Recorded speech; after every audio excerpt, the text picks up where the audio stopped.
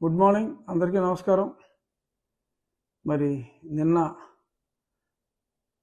2021 మే 14 నాపై జరిగిన ఆ దారుణమైన హింస హత్యా ప్రయత్నం గురించి నేను కంప్లైంట్ గత నెల 10వ తారీఖు కంప్లైంట్ ఇవ్వడం జరిగింది. అప్పుడు మా టైపిస్టు జూన్ 10 బదులు జూన్ 11 అని చెప్పి దాని మీద తారీఖు వేయటం జరిగింది. టిపోగ్రఫిక్ ఎర్రర్. బట్ 10వ తారీఖే నేను ఆయనకి మెయిల్లో పంపటం, గుంటూరు ఎస్పీ గారికి, మీడియా అందరికీ పంచటం, మొత్తం మీడియా వాళ్ళందరికీ కూడా వాళ్ళ మొబైల్ ఫోన్లో చూసుకుంటే 10వ తారీఖునే ఉంటుంది. అలాగే అదే రోజు వాళ్ళు లీగల్ ఒపీనియన్ తీసుకున్నట్టుగా ఇందులో ఎఫ్ఐఆర్లో చూసినప్పుడు తెలిసింది. దీనికి ప్రూఫ్ ఏంటంటే నేను 10వ తారీఖు పంపించింది అందరూ చాలామంది మొబైల్ ఫోన్స్లో ఉండటమే కాకుండా 11వ తారీఖు ఉదయం 5 గంటలకే వచ్చే ఈనాడు పేపర్లో చాలా స్పష్టంగా జగన్పై హత్యాయత్నం కేసు పెట్టాలి అని నేను అడిగింది. చూసుకో ఫోకస్, చాలా స్పష్టంగా ఆ తారీఖు కూడా చూడండి, 11/6/2024. సో 10వ తారీఖే నేను మీడియాకి అలాగే వాళ్ళకి పంపా. టైపింగ్లో స్టెనో 10 బదులు 11 కొట్టడం జరిగింది. మరి అది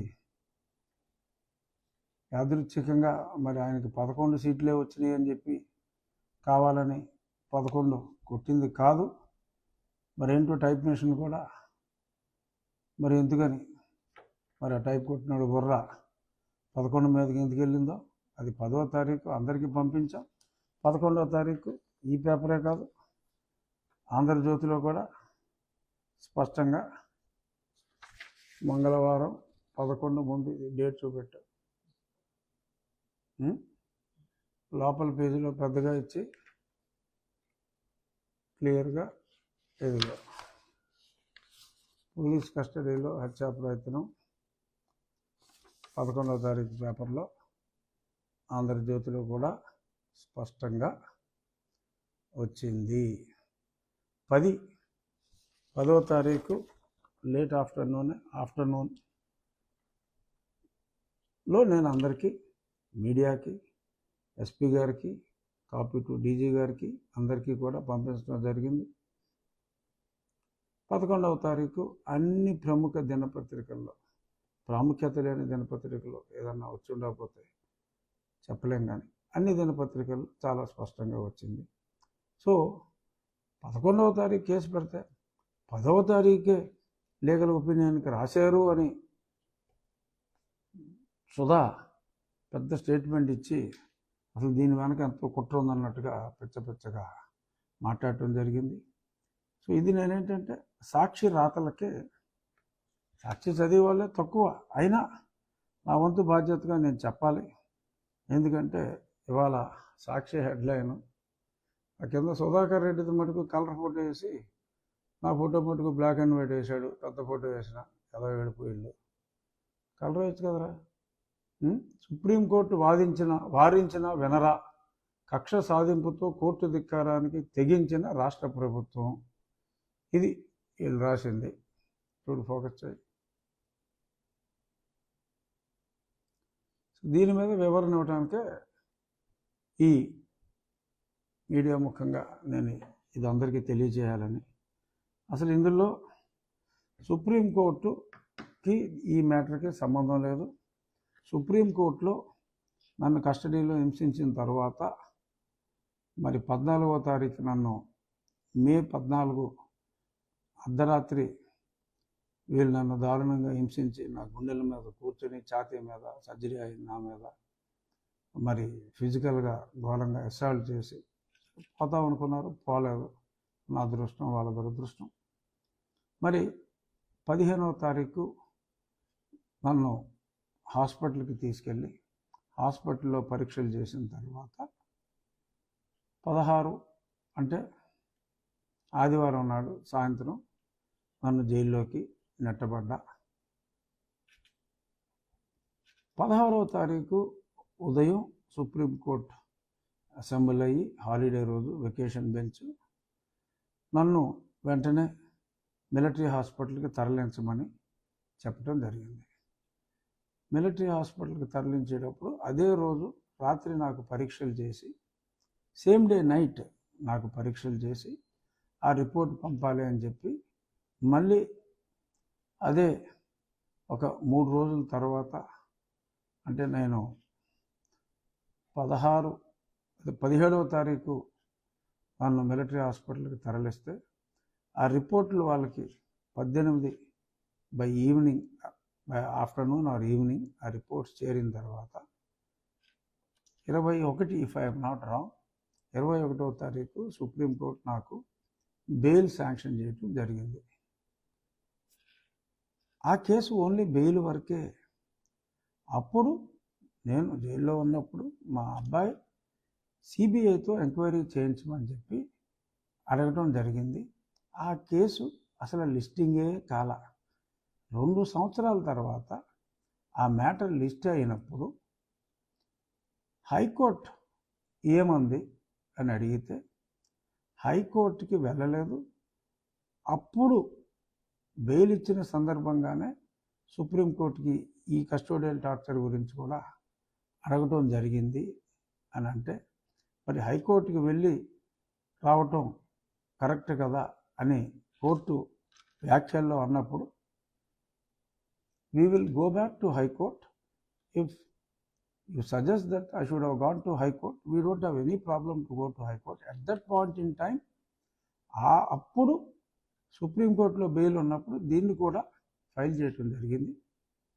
హైకోర్టుకే వెళ్తామని చెప్పి, with the permission to go to high court we wanted to withdraw అంటే స్పష్టంగా as requested by the learned senior counsel, we are disposing of the case with the permission to approach High Court అని స్పష్టంగా రాయటం జరిగింది. So ఆ matter హైకోర్టులో పెండింగ్లో ఉంది. హైకోర్టులో హీరింగ్కి వచ్చినప్పుడు హైకోర్టు వారు ఈ మెడికల్ రిపోర్ట్స్ అన్నీ కూడా ఏదో కాల్చేయాలని చూస్తున్నారు అంటే ఆ మెడికల్ రిపోర్ట్స్ జాగ్రత్త పెట్టమన్నారు. అలాగే ఆ పిదప ఈ cell phone details of all the CID officers and the staff who are there at the time, వీళ్ళందరికీ, అలాగే తాడేపల్లి దగ్గర కూడా కొందరు కాల్స్ అని నేను చెప్పడం జరిగింది. చాలామంది ఫోన్ డీటెయిల్స్ అన్నీ కూడా ప్రిజర్వ్ చేయాలి అని చెప్పి సిబిఐకి డైరెక్షన్ ఇవ్వటం, ప్రిజర్వ్ చేయమని ఆ టెలికాం వాళ్ళకి అందరికీ కూడా నోటీసులు ఇచ్చి ప్రిజర్వ్ చేయమంటం జరిగింది. ఆ పిదప మళ్ళీ ఆ మ్యాటర్ హీరింగ్కే రాల, అది పెండింగ్లో ఉంది. ఏంటి, ప్రిజర్వ్ చేయమన్నారు కొంత డేటా, సిబిఐకి ఇవ్వాలా, ఎవరికి ఇవ్వాలి అనేది పెండింగ్లో ఉంది. ఈలోపు మరి ఇక్కడ దుష్ట ప్రభుత్వాన్ని ప్రజలు అంతమొందించిన తర్వాత వైనాట్ 175 అనే వాళ్ళని కేవలం 11కే పరిమితం చేసిన పిదప రాష్ట్రంలో ప్రజాకంటకుల స్థానంలో ప్రజాపాలకులు వచ్చిన నేపథ్యంలో నాకు లోకల్గానే ఇప్పుడు పోలీసుల ప్రవర్తన మారే ఉంటుంది, అంత చెప్పిన వెధవ పనులన్నీ చేసే పనికిమాలిన వాళ్ళు కాదు పోలీసులు అనే ఒక సద్భావనతో నేను ఇక్కడ గత మాసంలో ప్రభుత్వం మారిన తర్వాత నేను కంప్లైంట్ ఇవ్వడం జరిగింది 10వ తారీఖు. దాన్ని మొన్న మళ్ళీ అనుకోకుండా యాదృచ్ఛికంగా అది 11వ తారీఖు అయింది. ఆ 11వ తారీఖు నాడు ఎఫ్ఐఆర్ చేయటం, మరి నిన్న అది ప్రజాబాహుల్యంలోకి రావటం, ఇవన్నీ జరిగినాయి. ఇప్పుడు అక్కడ వాళ్ళు మాట్లాడే మాటలు ఏంటంటే, ఇవాళ సాక్షి పేపర్లో ఎప్పుడో 3 సంవత్సరాల క్రితం జరిగిన దానికి ఇప్పుడు కేసు ఎలా పెడతారు, అసలు ఇది చెల్లుతుందా? సుప్రీంకోర్టు తీర్పుకి అది కంటెంప్ట్ అవుతుంది. వేసుకోరా కంటెంప్ట్, చెప్పుచ్చు కొడతారు. కంటెంప్ట్ అని వేసుకుంటే మీకు కనీస అవగాహన కూడా లేని సుంఠాలు అని చెప్పి మా భాషలో చెప్పాలంటే జోడుచు కొట్టేస్తారు. అరే సరే, దానికి నేను సమాధానం చాలా స్పష్టంగా చెప్పా. ఇప్పుడు 3 సంవత్సరాలు అంటున్నారు. మరి ఎఫ్ఐఆర్లోనే చంద్రబాబు నాయుడు గారి పేరు లేదు.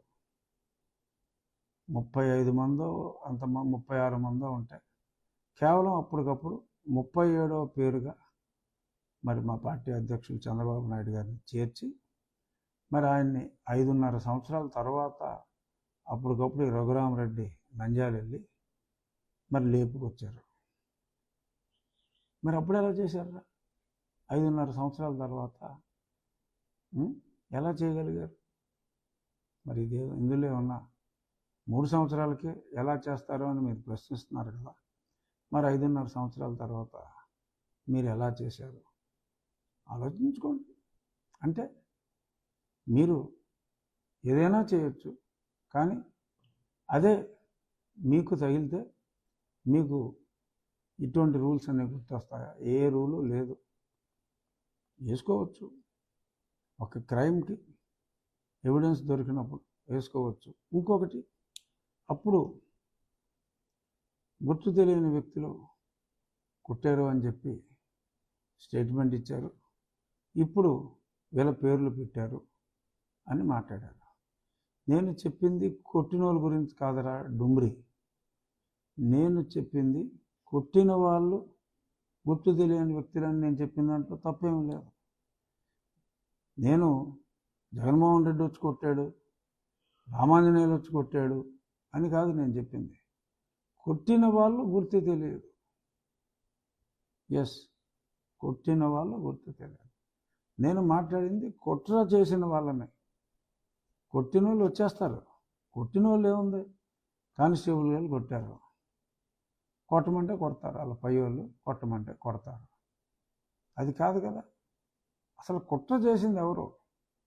కుట్ర చేసింది సునీల్ కుమార్, సీతారామాంజనేయులు, జగన్మోహన్ రెడ్డి, విజయ్ పాల్ అండ్ ప్రభావతి. హాస్పిటల్ రికార్డులు తారుమారు చేసింది ప్రభావతి. ఇంకోటి, మరి అందులో నేను చెప్పిన దాంట్లో తప్పే ఉంది. మరి ఎందుకు అంటే, సరే సాక్షి చదివే వాళ్ళు ఎవరో లేరు ఇప్పుడు పెద్దగా, అయినప్పటికీ కూడా పట్టించుకోని అవసరం లేకపోయినా కూడా క్లారిఫికేషన్ ఇద్దాం. ఒకవేళ ఈ సొంఠలు తెలుసన్నారో తెలియకన్నారో, ఇంకొద్దిమంది సాక్షి ప్రేక్షకులైన కొద్దిమంది దురభిమానులు ఎవరైనా మరి ఆ సొంట చెప్పింది నిజం అనుకుంటే మరి సరి చేయవలసిన బాధ్యత కూడా మరి నా మీద ఉంది. కాబట్టి చెప్తున్నా, 1 by 1 సుప్రీంకోర్టు ఈ కేసు కొట్టేయలేదు. సుప్రీంకోర్టు అసలు medical reports correct, Guntur road ఇచ్చిన రిపోర్ట్ కరెక్ట్ అని ఎవడో అనలా. మిలిటరీ హాస్పిటల్ రిపోర్ట్లో చాలా స్పష్టంగా due to physical abuse ecchymosis is observed on both feet అని చెప్పి చాలా స్పష్టంగా ఉంది. దెబ్బలు తగిలినందువల్ల ఒక వేలు ఎరిగిపోయింది అని చెప్పి స్పష్టంగా ఉంది. రక్తస్రావం జరిగింది కాళ్ళలో అనేది స్పష్టంగా ఉంది. దాని మీద సుప్రీంకోర్టు అబ్జర్వేషన్ కూడా it is obvious there has been abuse అని చాలా స్పష్టంగా చెప్తూ ఆ కారణం చేత బెయిల్ ఇవ్వాల్సిన అవసరం ఉంది. లేకపోతే అసలు బెయిల్ ఎందుకు ఇచ్చారా ఆలోచించండి. సుంఠల్లారా, బెయిల్ ఎందుకు ఇచ్చారు? మీరు దుర్మార్గులు, మీరు చంపుతారనే కదా 124A మీరు పెట్టింది దొంగ కేసు, అది వేరే విషయం. అది విచారణ చేసుకోండి అన్నారు. జరుగుతుంది ఆ విచారణ. మీరు పెట్టింది దొంగ కేసా కాదా అన్నది అది వేరే విషయం. కానీ గుంటూరు హాస్పిటల్ రిపోర్ట్ ఫేక్ అని చెప్పినట్టే లెక్క. ఎందుకంటే మిలిటరీ హాస్పిటల్ రిపోర్ట్లో అంత స్పష్టంగా ఇచ్చిన తర్వాత మీ గుంటూరు రోడ్ది ఫేకు అని అర్థమైపోయింది. మధ్యలో ఎప్పుడైతే ఇది వస్తుందని తెలుసో మరి సునీల్ కుమార్ మరి చాలా అతి తెలివితో ఇక్కడి నుంచి తీసుకెళ్ళేటప్పుడు మరి ఏం జరిగిందో, ఆ కారులో ఏం జరిగిందో అన్నట్టుగా కూడా వాగటం జరిగింది. ఎందుకంటే ఇవన్నీ భయంతో ముందే కొంతమందిని ప్రిపేర్ చేయడానికి పిచ్చివాగుడు వాగటం జరిగింది. మ్యాజిస్ట్రేట్ నన్ను అక్కడికి తీసుకెళ్ళినప్పుడు స్పష్టంగా చూశారు. మ్యాజిస్ట్రేట్ రిపోర్ట్లో కూడా నా కాళ్ళు సొంట సుధాకర్ రెడ్డి చెప్పినట్టు చాలా బాగుంటే ఆ మేజిస్ట్రేట్ గారు ఏమన్నా గుంటూరు హాస్పిటల్కి అలాగే ప్రైవేట్ హాస్పిటల్కి తీసుకెళ్ళమని ఎందుకు చెప్తారు? ఆలోచించు.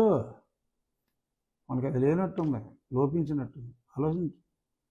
మేజిస్ట్రేట్ గారు కూడా స్పష్టంగా దెబ్బలు చూసి ఆవిడ అక్కడ పంపించారు. నా కాళ్ళు మల్లె పువ్వుల్లాగా ఉంటే ఇప్పుడున్నట్టు పింక్ కలర్లో ఉంటే నా కాళ్ళ మీద కొట్టారంటే 2 హాస్పిటల్కి తీసుకెళ్ళమని చెప్పి ఎందుకు రాస్తారా కన్నా?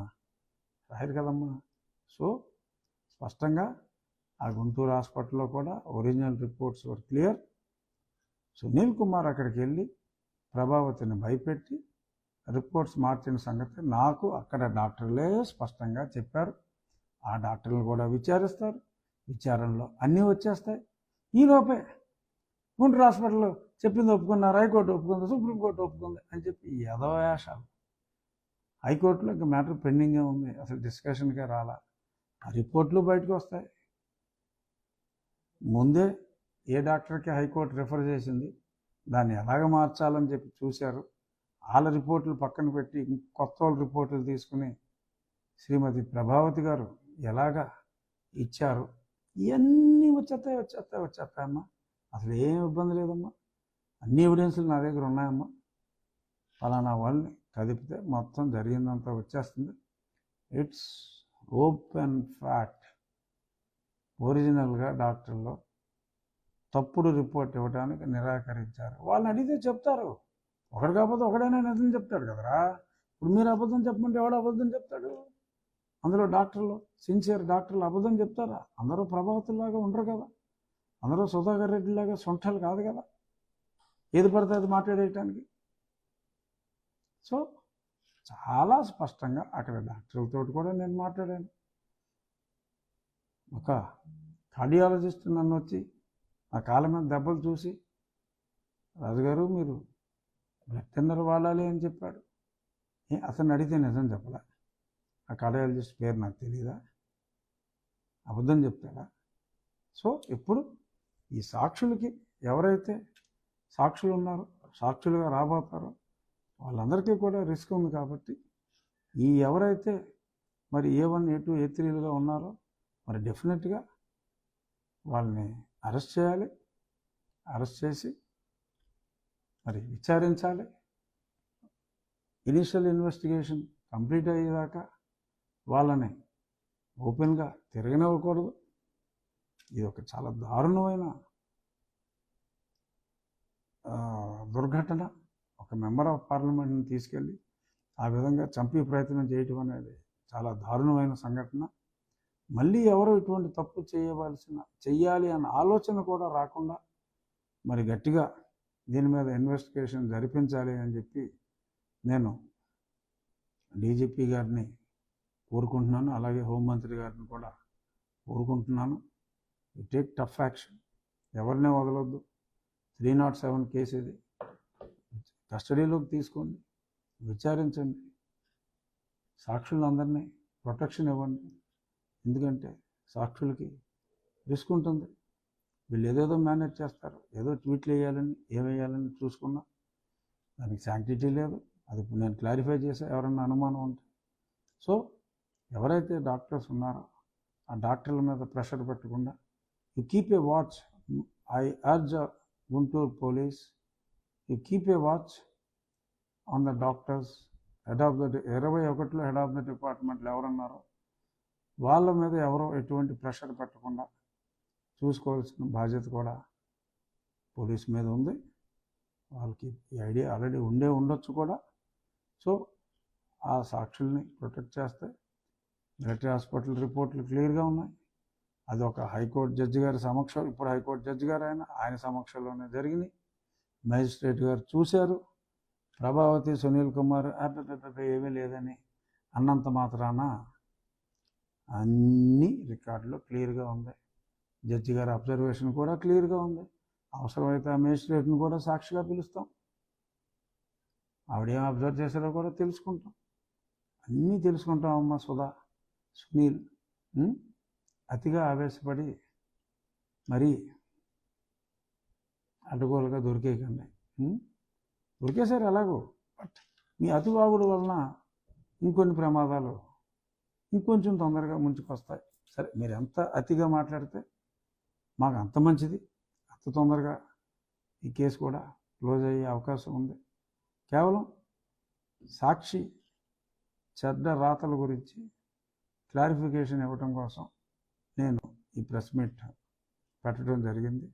తప్పకుండా ఈ కేసు త్వరితగతిన విచారణ జరగాలని, మళ్ళీ రాష్ట్రంలో ఇటువంటి అన్యాయాలు ఎవరికి జరగకుండా చూసుకుంటారని, మరి దీన్ని ఒక కులాల సమస్యగా మార్చే ప్రయత్నం కూడా మరి senior IPS officer Sunil Kumar గారు ప్రయత్నాలు చేస్తున్నట్టుగా నిన్న కొన్ని ట్వీట్ల ద్వారా అర్థమైంది.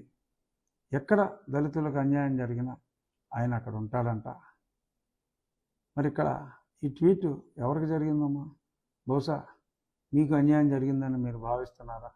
మీకోసం మీరు అక్కడ ఉంటారా? సరే, ఉండండి, మీకోసం మీరే ఉండండి. ఇప్పుడు